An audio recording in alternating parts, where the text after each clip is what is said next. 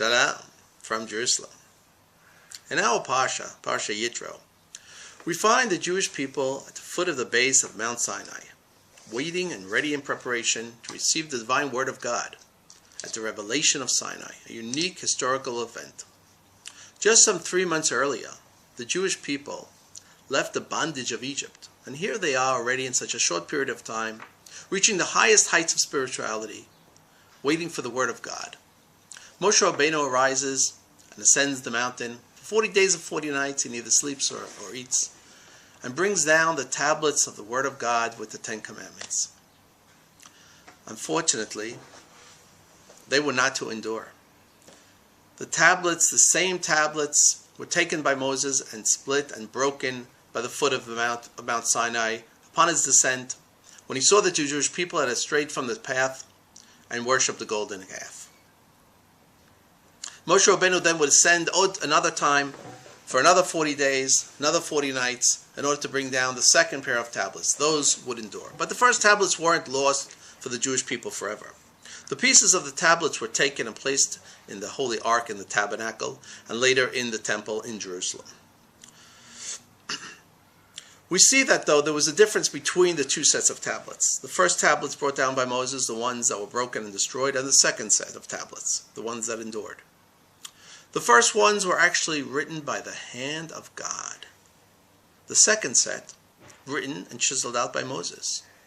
They were on a much lower spiritual plane. The first tablets were much higher spirituality. But the Jewish people at this time were unworthy of them, except in broken pieces. We find that the difference between the first tablets and the second tablets is brought out by Rabbi Cook, the first chief rabbi in the land of Israel. And he teaches us that the first tablets were sort of like the Jerusalem Talmud, on a much higher level than the Babylonian Talmud, which is the Talmud of the exile. Those correspond to the second tablets. We also find that the land of Israel is on a much higher plane, just as the first tablets were, than the rest of the world. The Mishnah tells us that there were 10 levels of holiness that descended into the world. All 10 levels of holiness were taken by the land of Israel. The lowest level is the land of Israel itself. The next level up is walled cities, Jerusalem. And that leaves us with 8 levels. 8 levels, all centered around the Temple Mount itself. One could just imagine the spiritual light coming out from the temple and from Jerusalem and from the entire land of Eretz Israel. Just incredible to think about. The Bach brings out that the land of Israel is so holy that in reality a person should just pick up the soil of the land of Israel and eat it. But that's of course impossible.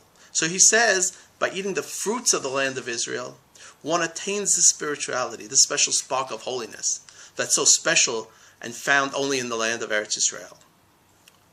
Similarly, we find that when God revealed himself to Moshe at the beginning of the journey before he went down to Egypt, he tells him at the burning bush, take off your shoes because the place that you're standing is holy. We also find by Joshua, when they enter into the land of Eretz Israel to conquer the land, the angel comes to Joshua and tells him, take off your shoes because the place that you're standing is holy. What's the difference between these two revelations? The first one, by Moses, God is telling him, take off your shoes because the place that I'm speaking to you is holy, only this place. Once the revelation of Sinai passes, once the divine presence leaves, it becomes a place like any other place in the world. But by Joshua, it's different.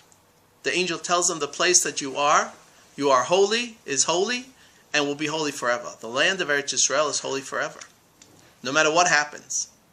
In reality, our rabbis teach us that one should walk around barefoot in the land of Eretz Israel because of the holiness of the land itself, if it was obviously possible to do that. And so we find by King David, when he is forced to flee from Shaul, the first king of Israel, and he's forced to leave the borders of the land of Eretz Israel and to go outside of the land, he says, I have been thrown out of Nachalat Hashem, of the portion of God, and I have been told to worship idols. One asks, has David really been told to worship idols just because he's leaving the land of Eretz Israel? Does he have to actually worship idols? There are many people, good Jews, who are living in New York and Los Angeles and Borough Park and Muncie, they're not worshiping idols. What does it mean that David was forced to worship idols? Our rabbis teach us that it's as if the mere fact that he has left the land of Eretz Yisrael is as if he is actually worshiping idols. Unbelievable.